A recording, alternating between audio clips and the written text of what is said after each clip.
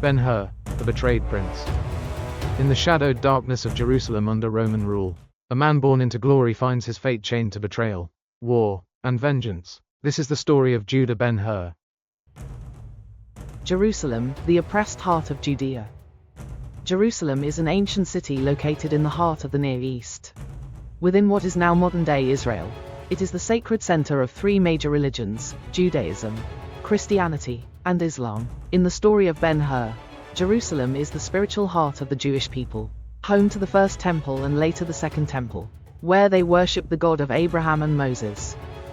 At the beginning of the 1st century CE, Jerusalem belonged to the Kingdom of Judea, a small but strategically important nation lying along crucial military and trade routes.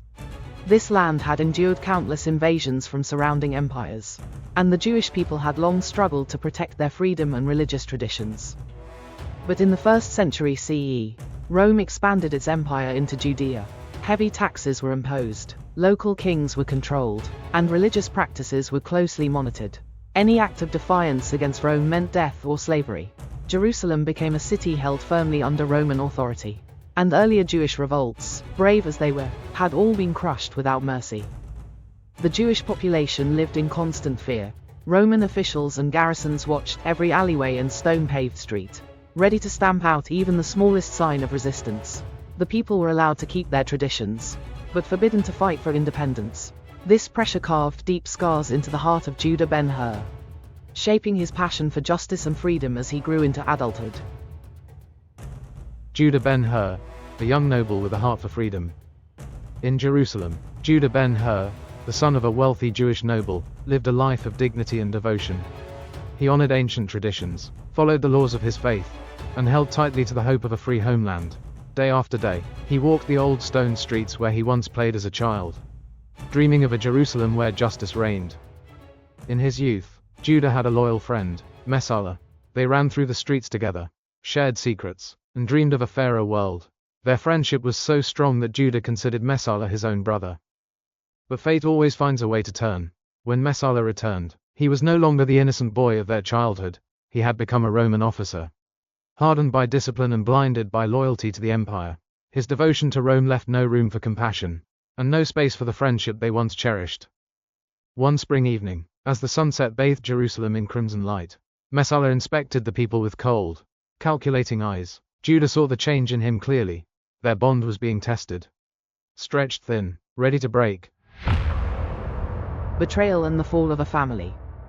One silent night, while Jerusalem slept under the darkness of midnight, Messala set his plan into motion. Under orders from Rome, he accused Judah Ben-Hur of treason. Without warning, Roman soldiers stormed the Ben-Hur household like shadows made of iron. Judah's mother and sister were bound tightly, fear burning in their eyes. Judah himself was thrown into chains, the iron biting into his flesh. Their screams echoed through the narrow streets, a chilling reminder of Rome's merciless power. Jerusalem trembled beneath the weight of injustice.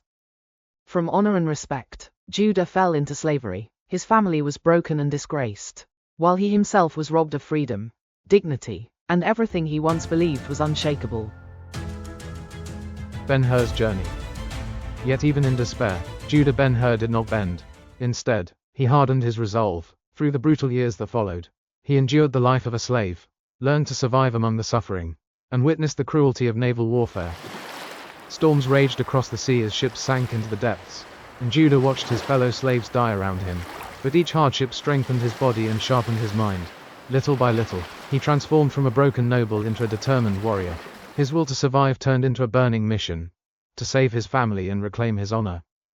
One morning, as dawn broke over the shores of Cilicia, light touched Judah's weary but unyielding face.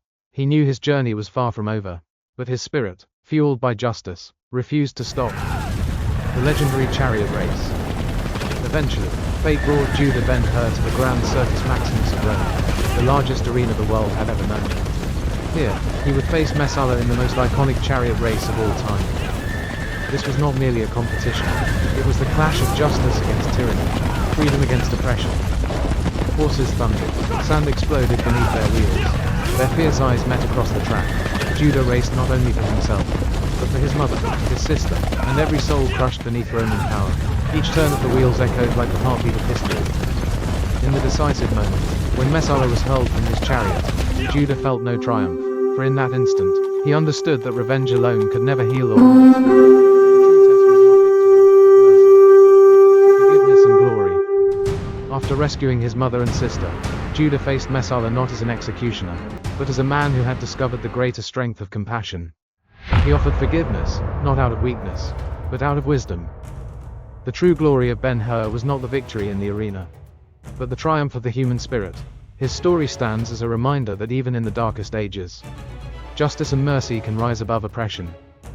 Jerusalem, eternal and wounded, witnessed his journey, a symbol that freedom always finds a way to survive.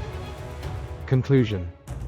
Judah Ben-Hur, from nobleman to slave, from slave to warrior, and finally, from darkness into the light.